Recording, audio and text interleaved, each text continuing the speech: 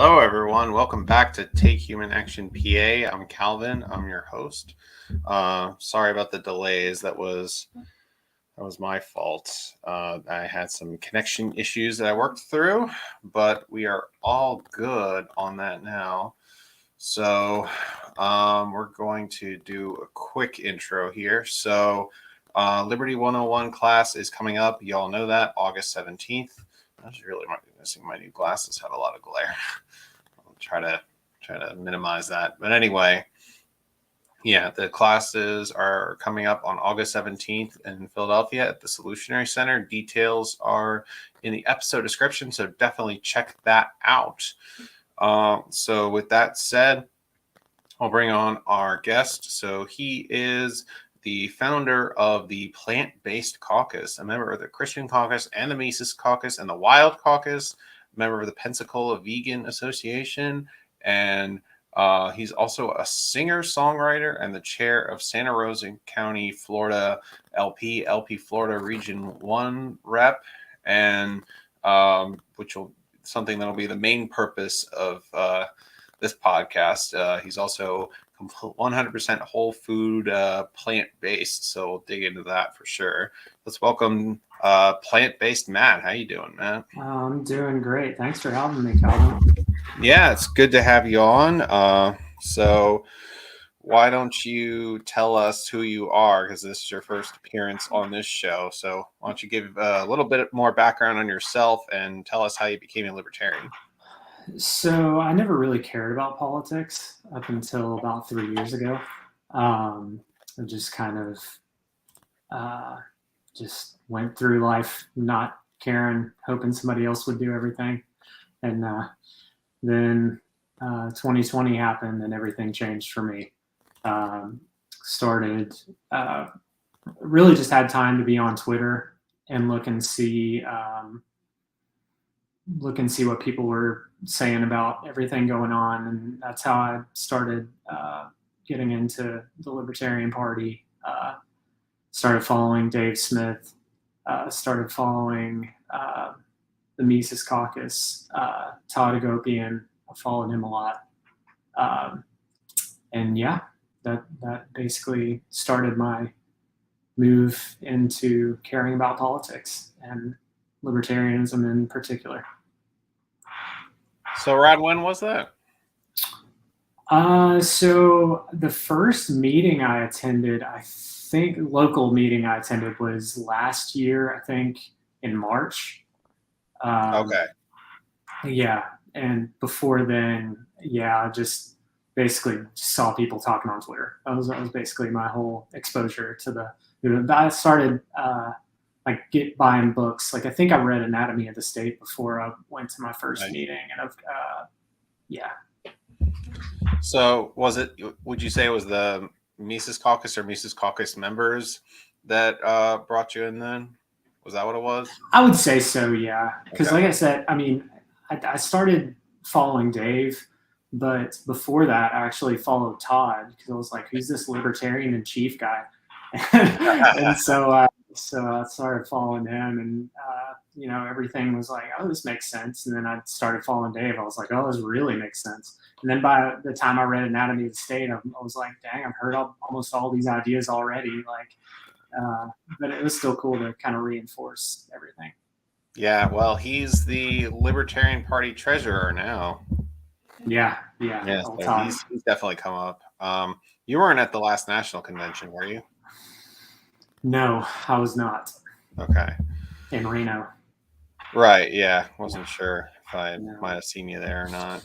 Nope. All right, cool. So we talked about it before, but I heard you on the Protestant Libertarian podcast. I definitely wanted to dive more into some of the stuff that you talked about then. So why don't you tell us how you became whole food plant-based? So it started with actually getting COVID. Interestingly enough, we went to a Green Day show. It was the Hell Omega tour. It was Green Day, Fall Out Boy, and Weezer. And then we went to that in Atlanta. And then when we came back, me and my wife both ended up having COVID. And we're like, just hanging out at the house. Didn't have much to do. I couldn't smell or taste. And so Jessica started watching some documentaries, and she was like, you got to watch this stuff. And so we started watching some documentaries, and it just made a whole lot of sense. It was just something that I've never really thought about before, going vegan and trying to do that. But like I was big time like football, chicken wings, pizza type of dude, ribs, steak, all that kind of stuff. But like I said, I think that maybe me not being able to smell or taste for the first little bit kind of helped to be able to transition to being vegan a little bit easier. But yeah, so we did the whole vegan thing, lost some weight. I was able to keep my strength, still doing the exact same weight and reps in the gym. That was, I think, September 2021. And then we've been slowly, I mean, at first we ate like all the fake meat and stuff, like the Beyond Burgers and the Impossible, which never eat the Impossible, please. Always eat the Beyond if you're going to pick one, because Impossible is GMO soy. But I was used to eat those two. We'd eat just a bunch of different meat substitutes, and we slowly, it's kind of like a process, right? So we slowly got to the point where we wanted to cut out some of the nastier stuff. And so we eventually started eating like organic, non-GMO exclusively. That was probably about a year ago, I would say. And then I was kind of floundering on it. I was probably eating too. I was joking with our Pensacola Vegan Association people today. I was probably eating a little too many Alyssa's vegan cookies every night. I have a little palm oil in them, so. But kind of, I was doing about the same weight wise and everything. And Jessica, my wife, was like really like, oh, we should try this. We should try, eliminating oils and salt, trying to eliminate salt and sugar as much as we can. So started doing that May the 1st, and I've already lost almost 20 pounds, and I'm still repping a lot of weight in the gym, still doing the same weight. So it's been amazing. I can talk a little bit more about kind of like what I eat, I guess, but yeah, I guess that was my journey all the way to being whole food plant-based. Yeah, that is impressive to be able to make that transition just from eating just about everything to, a very few things in comparison in such a short time span. But let's break it down a little bit more. So I think most people know that vegan is basically any product that's not derived from animals in any way. So no meat, no cheese, no dairy of any kind, no eggs, honey, anything like that. Am I missing anything? No. So like, I can talk about them later, but in Michael Huemer's book, there are like versions of vegans. I think he's like an octo-vegan. So he said like where you can have like mussels and clams and stuff like that because they don't have a brain. But like I don't mess with any of that stuff either. So right. Yeah. And then the other thing that I think more people could stand to hear is whole food. So what exactly is a whole food? So me and this one guy who does Josh, who does the Pineal podcast, we're talking about this, and I asked him like, so what's a whole food? And he was like, well, I mean, like tofu is a whole food, but it's it's processed a little bit, but it's close enough to being a whole food. I mean, it's just edamame soybeans processed a little bit, added a couple of things added to it, but whole food is basically just like strawberries, blueberries, oatmeal, seeds, just anything that basically you can hold in your hand and it was like grown in a garden. Trying to think of like potatoes, beans, edamame, stuff like that. Okay, so does that mean that technically those cookies you mentioned a minute ago wouldn't be whole food? No, I'm just clarifying. the ones my wife had made that kind of mimic those are though, because they're made with all whole food ingredients. But Okay. yeah, so that's what whole food plant-based is. You're just trying to basically limit all processed food and just eat whole foods.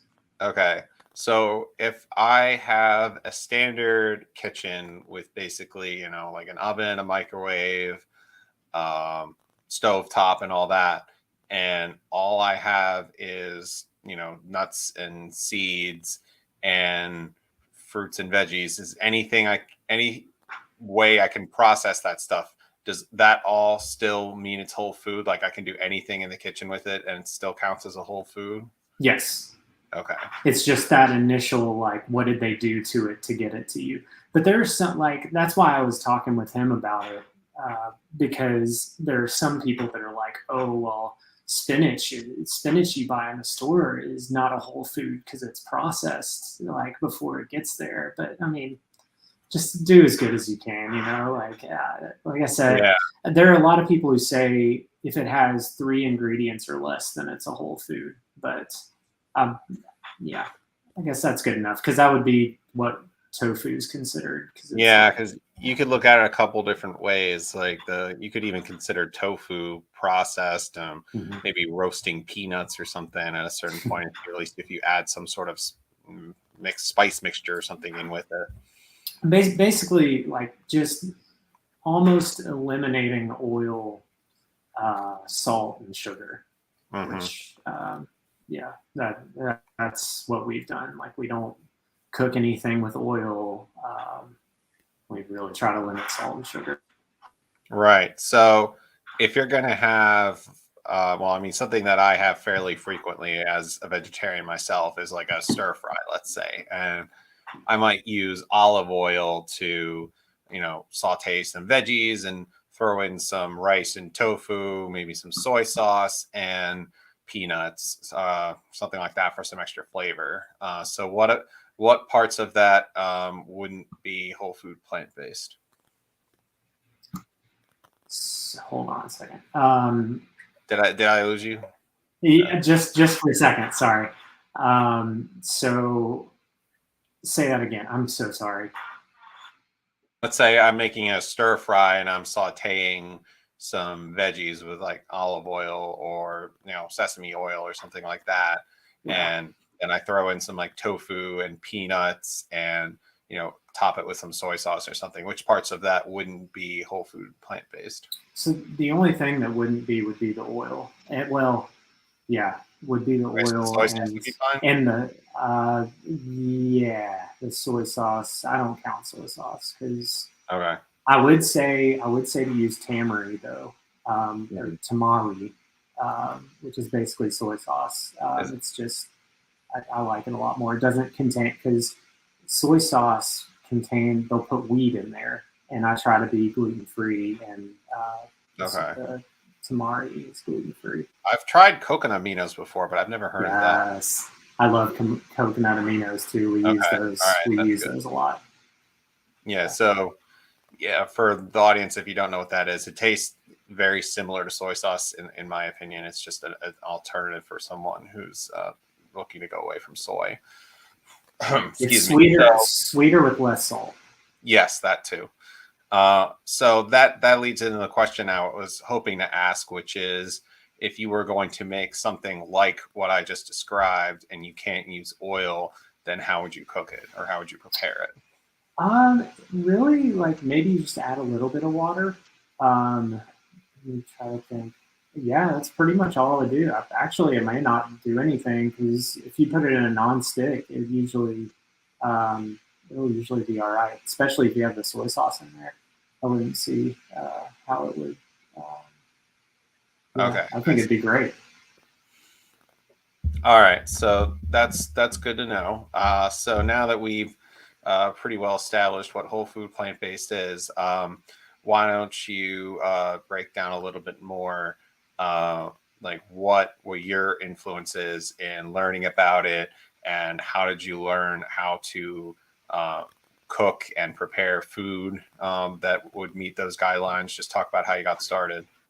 So really just a bunch of recipes we find online. My wife does a great job. See her in the comments giving suggestions, but yeah, there she is. Yeah, she's talking about, those cookies are so phenomenal. Yeah, I'll read it out for the audio. It's oats, oat flour, almond butter, maple syrup, baking powder, baking soda, ground flaxseed, cinnamon, and dried cherries. Now that does sound pretty good. Yeah, that's really good.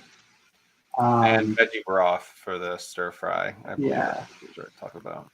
Yeah, but you got to watch out for the veggie broth because a lot of them have oil like included in them. So you'd have to, when you become a vegan, you're like professional label reader. That's what I always say. Like I am just constantly reading labels, and because you'll see something on the shelf, it'll say plant-based, and then it'll have milk in it. They're doing the like greenwashing type of thing, trying to grift for customers. But so as far as whole food plant-based, like trying to get into it, yeah, just finding a bunch of recipes on Pinterest, just looking up. My wife does a majority of this. I just help cook a lot, but just looking up, whatever vegan, and then no oil or gluten-free, no oil or something like that. We make a really, really good. It's like a rice noodle with tofu with a sriracha peanut sauce dish. It's out of this world. I love it so much. Yeah, that sounds really good. We might have to talk recipes afterwards. Oh yeah, we can get into you. All right on. Yeah, and all our wives must communicate or something, because Pinterest definitely seems to be a wife thing. Yeah. Getting recipe recommendations from there all the time too.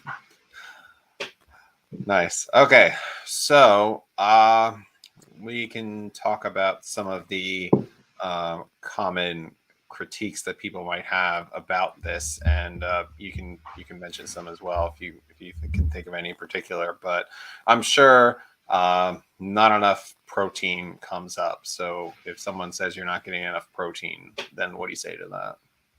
Oh, I get enough protein. It's so easy.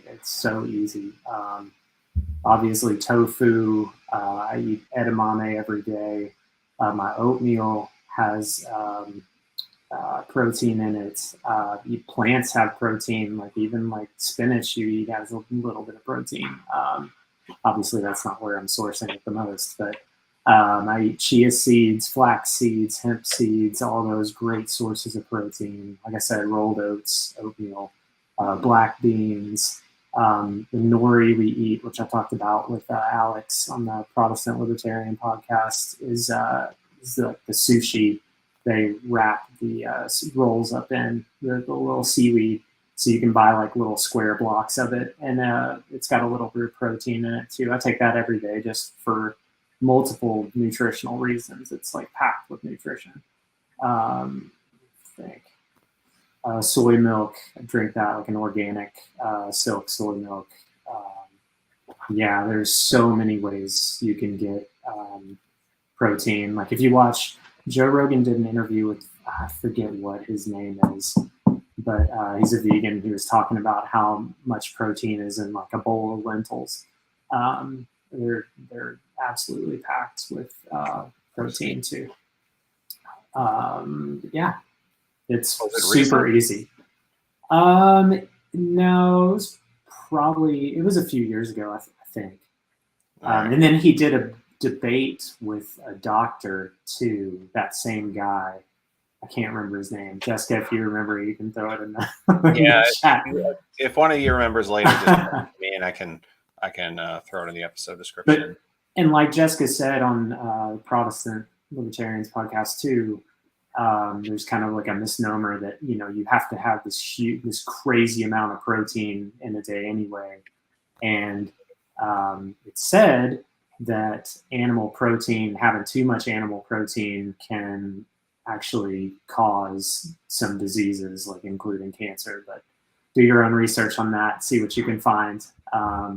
As I said on his podcast, like I'm not a scientist. I just try to read a bunch and try to gather as much information I can to help make my decisions, which is what everyone should do. Yeah, I agree. Everyone should definitely do their own research when it comes to diet, for sure. So another objection that I think I've heard people mention is that you probably have to take a ton of vitamins to supplement all the nutrients you're not getting that you can only get from animal products. So what would be your response to that? So the only one that's a requirement if you're a vegan is B12. And the reason is it's not naturally occurring in plant food, which it's actually a little bit in nori if you believe the nutrition sheet, facts sheet on the back of the package. But apparently, so it's from the soil, and apparently, I guess when like cows eat the soil, like they ingest it, and that's how they get B12, and that's how you get B12 from, and like all the animals like pigs and stuff. But apparently, like it used to exist in fruits until we started spraying everything with pesticides, and then it's no longer occurring in fruits and veggies. But yeah, that's the only one that's really a requirement. I also take an algal oil, which is like a basically like a fish oil, omega-3. Jessica just got the link in the chat. But omega-3, and then what's the other one I take? Oh, a D3. But all those, like, you need to make sure that you're getting them as a meat eater as well, because there are a ton of meat eaters that are deficient in B12, D, and omega-3. So it's not just a vegan thing, but like the only one that I needed to take was B12. I just got my blood work done a little bit ago, and everything was within normal range. So that's good. Yeah. So Jessica just put in the chat, Joe Rogan debate is with Chris Kresser versus James Wilkes. So which guy is the vegan guy? I'm wanting to say Chris Kresser. Okay. Oh, James. No, James Wilkes. James Wilkes. Shows how much I know. Right. I know that I know nothing. That's what Josh from Pineal Podcast. Yeah. Well, thank you, Jessica. Yeah. I appreciate it. All right. So one other objection that I can anticipate is it must be virtually impossible for you to travel or eat out when you constantly have to either like pick out your restaurants ahead of time or just not eat at all and maybe, I don't know, buy something at the grocery store, and that's all you'll get to do. So what do you usually do while you're traveling or going out? It's difficult, but it's worth it. So like when we go home for the holidays, or like when we go on vacation somewhere, we'll always pack like a bunch of essentials. Like we'll pack a lot of our breakfast foods and a lot of our lunch stuff just so we have it. And like we just went to Tampa, and it was super. I mean, Tampa has a ton of options, so it was really nice in that way. But sometimes, like when we're going on vacation soon to Montana, and we'll bring some stuff, but we'll definitely hit up a grocery store like right when we get there and get like everything for our trip before we depart.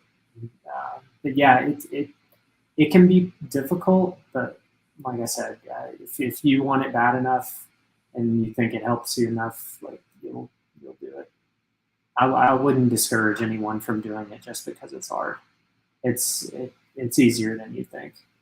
Yeah. Well, it is good to mention that change is never easy, but that doesn't mean the rewards aren't worth it. Yeah, that's like Michael Huemer said. That's a status quo bias. Like you want to keep everything.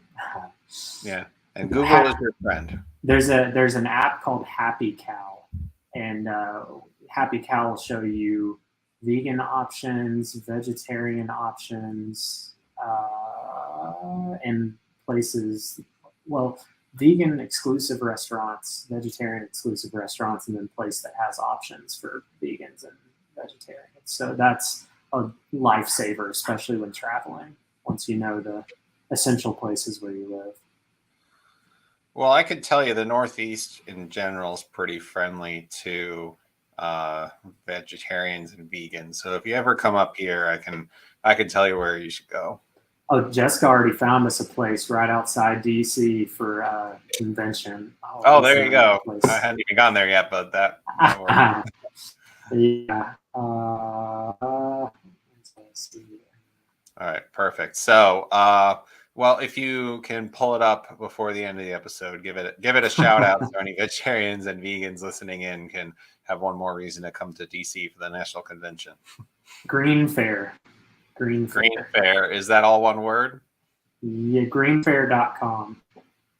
Okay, well, yeah. Now but it's called Green Fair, yeah. FAIRE, FAIR, or FARE? It's FARE. Okay. It's in Herndon, Virginia. That's what I would have expected, but you never know. Yeah. We're gonna have a plant-based caucus meetup at the Green Fair. All right. Well, I was going to go into that a little later on, but since you mentioned it, when did you start the caucus? Oh, when did I start it? I think maybe it was last June. Like a year ago? I think so. Yeah. I just kind of just been casual about it.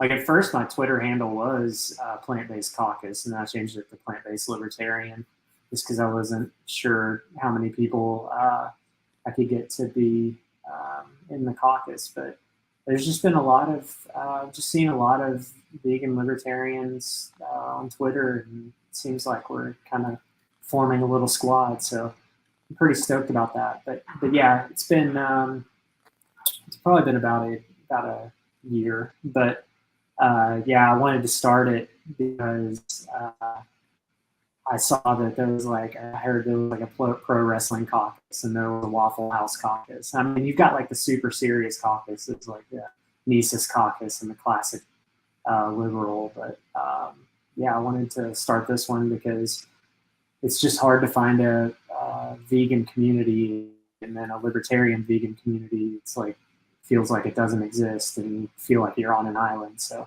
wanted to try to bring some of us together. Well, yeah. Well, you probably know I just talked to Kara from the Christian caucus the other. In the near future, I'm also going to have Nick, who started the Bitcoin caucus, on. So it's good to have these groups that are basically bringing people in who are already interested in these subjects and, you know, showing them how libertarianism aligns with their existing values.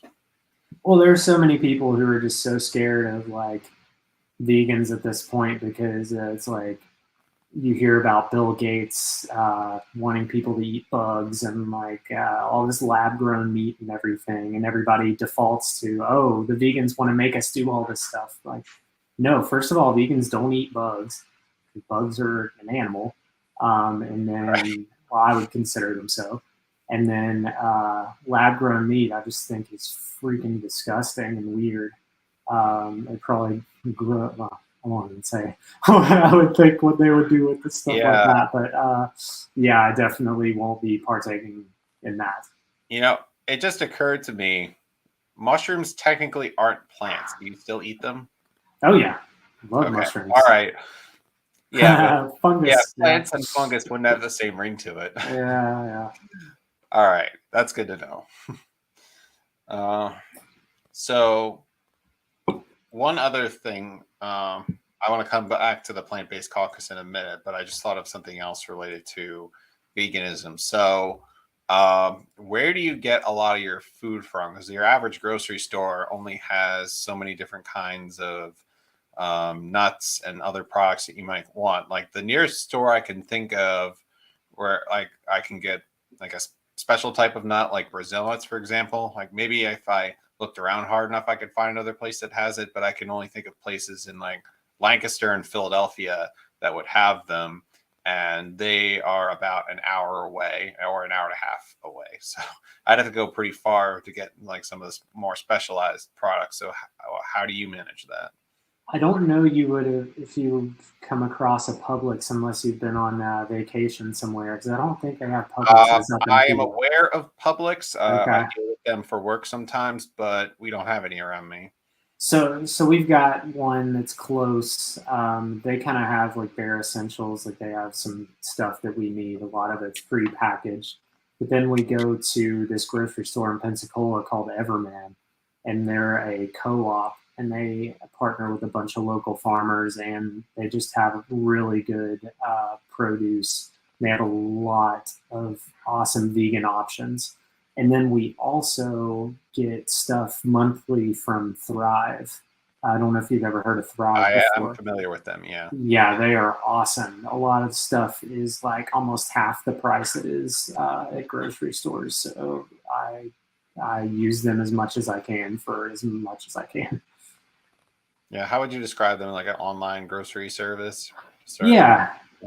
Okay. Yeah, it's like kind of like a Amazon type of, you can choose every month delivery, but it's like a bunch of healthy, organic, non-GMO food. And they say that on the package too.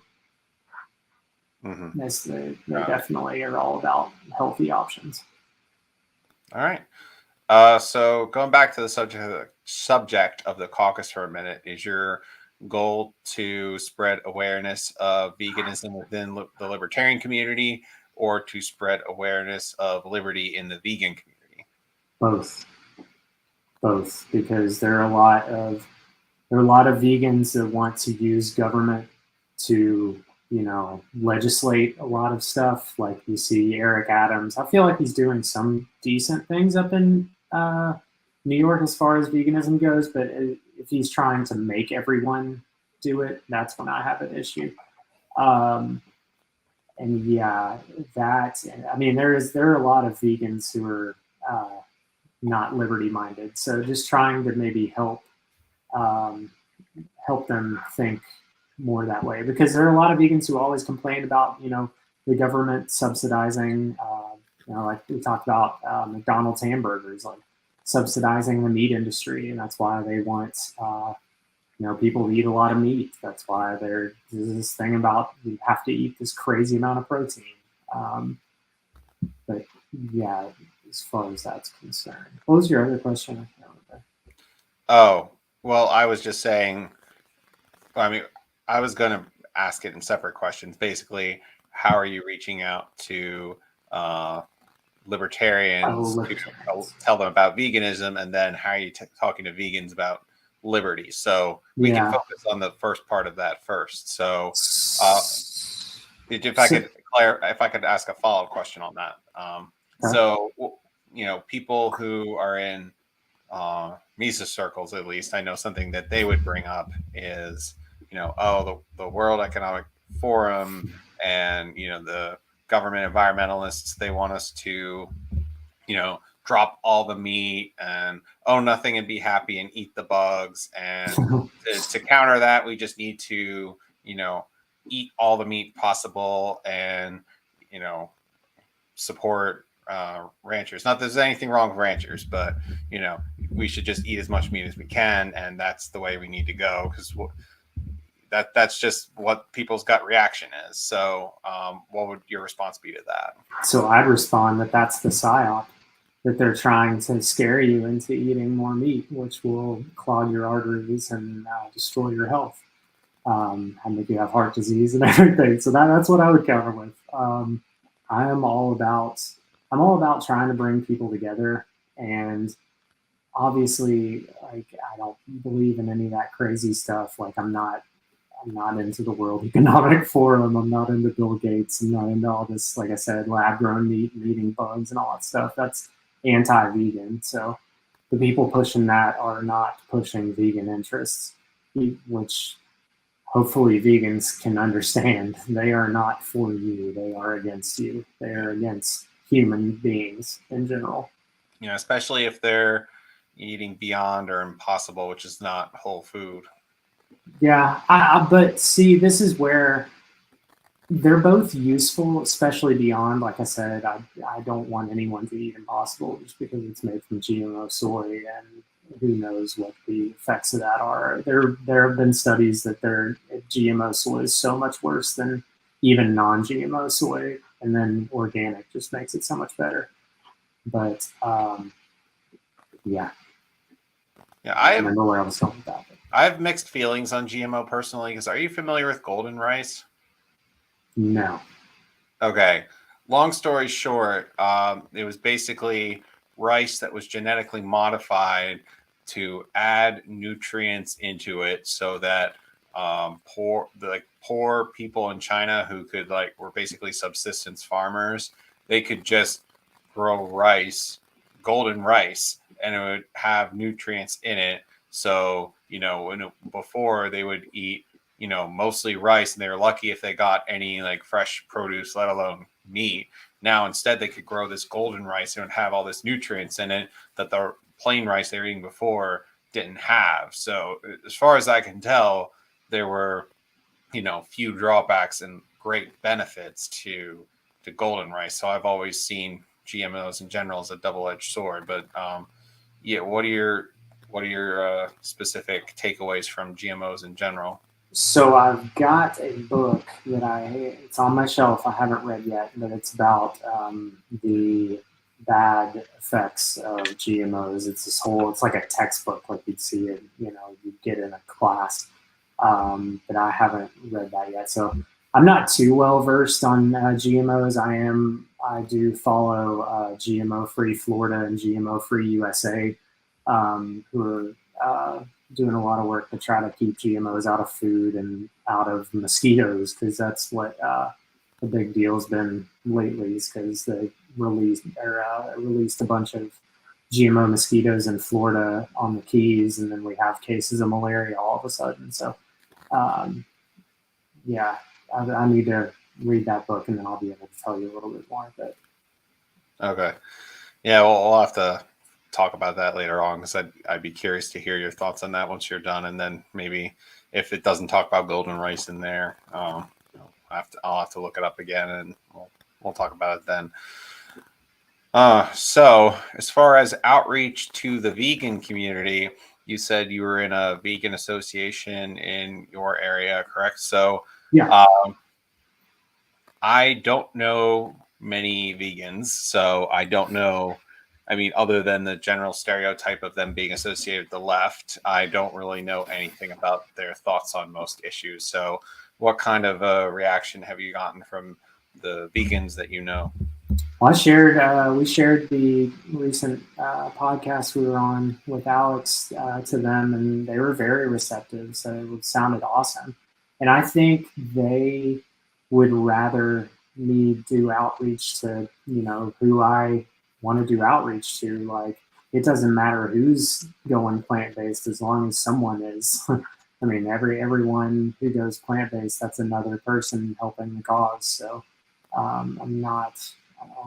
think they love it.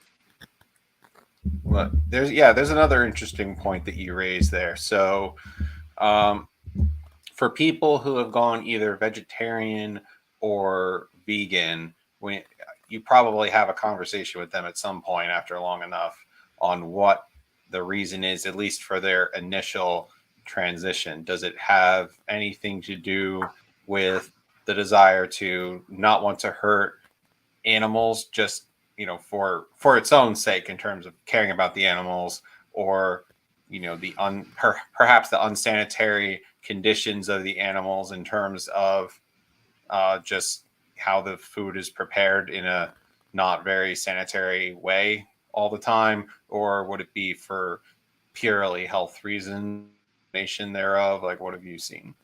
So everybody has a reason. So some people's reason is the environment. Some people's reason is for health. Some people's reason is just for the animals.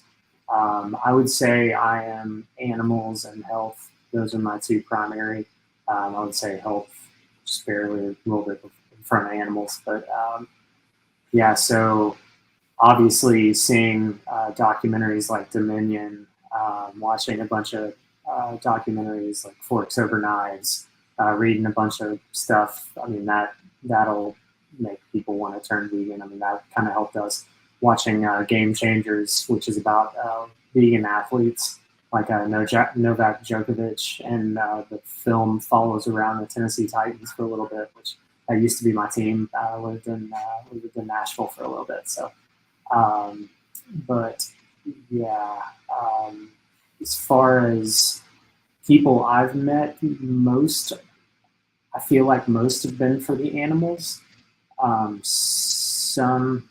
So Jessica has a meetup group called the Plant-Based Emerald Coast Plant-Based Meetup Group.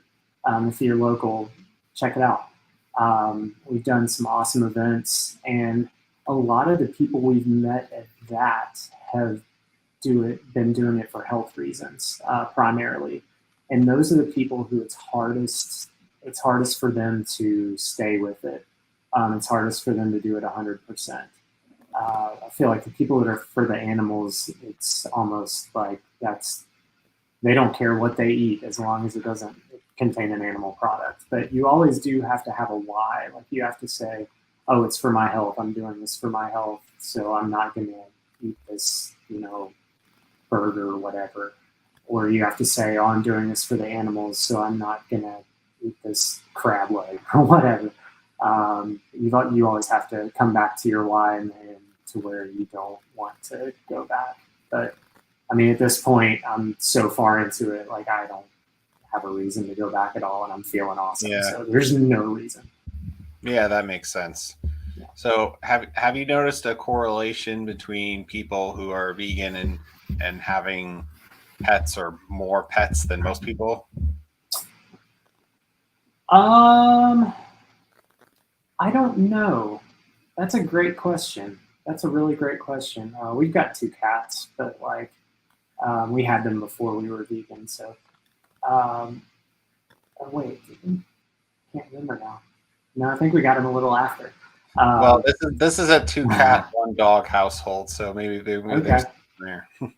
So, but by nature, a lot of vegans are altruists. So some will have animals, but some will also want to volunteer at sanctuaries or micro sanctuaries. Like we have a sanctuary just outside of Pensacola, and I think it's Lillian, Alabama. That's called it's called Sweet Peeps Micro Sanctuary, and she takes care of a bunch of chickens. She has 30 chickens on the property that she got that were going to be slaughtered, and so I volunteered there one time. But it's very I don't know the answer to that question. I haven't figured out the pet kind of dynamic. Well, the person I don't know if you'd want me to mention his name on the air, but the person I mentioned to you before, he's going to be starting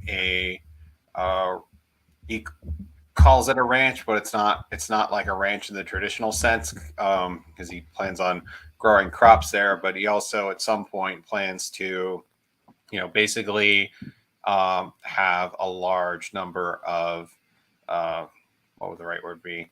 I don't know if they're quite adopted, because I think a lot of them would be spending a lot of their time outdoors, but he'd basically be taking in tens of cats and letting them stay on the property and presumably feeding them and stuff. But yeah, it would basically be a home for stray animals at that point. So I think there's something to that. Yeah, I mean, I think that lends itself to the altruism aspect, and watch some documentaries on Ayn Rand, and just really some of it really struck with me with that, because I kind of have a tendency to want to have my altruism shine sometimes, but I know it's not a good thing, so I try to suppress that. But yeah, definitely a lot of vegans care a lot about animals, almost to their detriment, and that's where it can be tricky, because you have to make sure that you're taking care of yourself. That's one thing that I really want to preach. You can't take care of anything else until you take care of yourself, and that's a lot of people don't understand that, and they just want to help everything. Like a lot of liberal people like just want to help everyone and everything. It's like they can't to the best of their abilities because they haven't taken care of this, and that's really what you have to do. Mm-hmm. Yeah, that makes sense. So let's talk about the caucus a little bit more. So is there any more plans for the future or anything else you're working on you want to highlight? I'm going to be starting a podcast. I actually did an episode not too long ago, but the audio cut out a little bit. I think it's going to be called Plant-Based Liberty, but I'm not 100% set on that name, but I think that's what it's going to be called. But yeah, look out for that very soon. Yeah, definitely. Let us know when you start that up and we can share it on social media. So let's go into some of the other things you're working on. So anything you want to share as far as your county party goes? What's going on in Florida? County party. We have the third largest percentage of libertarian voters in the state of Florida, like out of all the Florida counties. We have a ton of military here, ton in Santa Rosa County. Just really trying to set up an event where we try to help veterans who are suffering from like PTSD because they have so many issues with the VA or this government assistance in some ways, not just veterans, but active duty as well. Yeah, we do meetings and meetings every month and socials every other month, and just doing a lot here as far as outreach. Region 1 from Pensacola all the way to almost Panama City. Got a lot going on. Yeah, I mean, I can talk about an event if you want me to, but. All right, yeah, just give us an idea what kind of events you're doing. Maybe they'll inspire other people who are working on their county parties. So like next Saturday, we're doing an event to try to affiliate Walton County. It's the only county that's part of Region 1 that's not affiliated. Going to do an event there and just hang out near on Santa Rosa Beach and just try to get some momentum there. Have you ever been to the Emerald Coast in the Panhandle before? No, I've been to St. Pete's. That's probably about as close as I've ever been to you, besides driving through Jacksonville on my way down to Orlando area. I think that's where I was going at that point. Okay. Yeah, it's you got to come here. The beaches are just the best. The beaches are the best. It's got the sand is white, very fluffy, and it's got that emerald color out on the coast, especially on days where it's, some days it's just so gorgeous. I mean, it just looks like something out of, I don't know, the prettiest beach you've ever seen. So yeah, I've probably been to Florida more than any other state that's not touching Pennsylvania. okay. Just never made it over there yet. So yeah, you got to. All right. So I know we have a couple resources in the show notes page about vegan and plant-based. Is there any one in particular you want to highlight and we give a brief description of? So this is definitely one. So I don't know if you can see that very well. It's blurred. Can you tell us what the title is for that one? Okay. Yeah, it's Dialogues on Ethical Vegetarianism by Michael Huemer. Like I was saying before, he's a philosophy professor at the University of Colorado. He's a libertarian. He spoke at Pork Fest, I think, in 10 years ago, at Pork Fest 10. You can see like his speech on YouTube if you look it up. He also did some TED Talks around that time about libertarianism. He also wrote another book called The Problem of Political Authority, I think is what it's called. I just got that. I haven't read it yet, but he does like it's a fictional conversation like between a vegan and a meat eater, and they kind of have this dialogue, and it's basically stuff that he's heard people say, criticisms of veganism before. Or it starts out with vegetarianism and then it ends up in veganism, but just criticisms of that, and he, debunks everyone. It's a really good book, and especially since it's a libertarian. A lot of your listeners hopefully will check it out. Yeah, that's good to know. It's good to come from that perspective in particular. Yeah.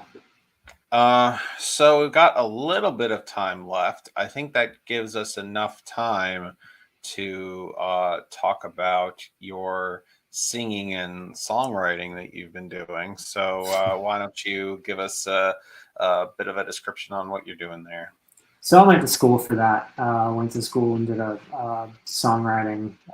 That's what my concentration's in. But of course, lived in Nashville for a little bit. So I play like stuff I kind of normally do is like Blink and like Green Day, that type of stuff. So I love the emo caucus. Shout out. Yeah, when you keep on saying Nashville, you had me thinking you're about to say country. Oh no. I don't hate country, but I'm not, listening to that all the time. Even though I do have that on the radio down here. I think it's more because I miss Nashville than. Yeah, you can't go to Nashville and not go to the country music bars. Yeah. But when you live there, you don't go there ever. You stay around that. I'm sure. Yeah, I'm sure you get that.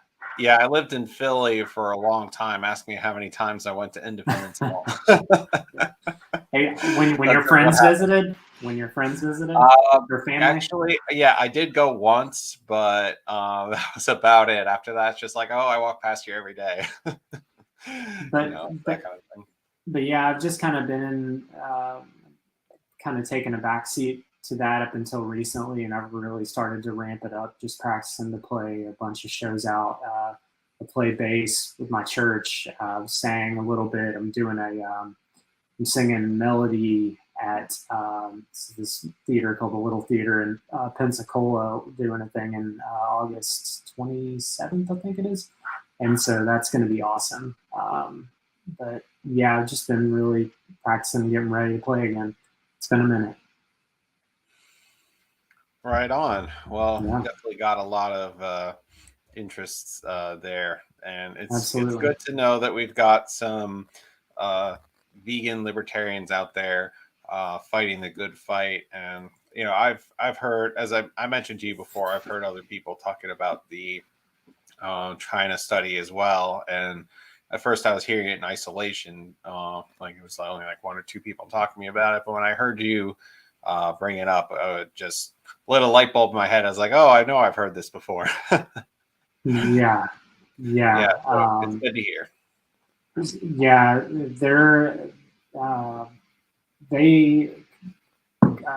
Colin T. Campbell was the one who wrote the China study, and his son helped him, and they just do so much awesome work. But yeah, if you want to read something about why you should be vegan or whole food plant-based in particular, China study, 100%. My wife's almost done reading it, but yeah. Yeah, can you give a quick teaser for the China study? Just basically, it's the most comprehensive study of nutrition ever done, and it just basically goes through all the diseases and everything that going whole food plant-based can prevent. I can give so many resources.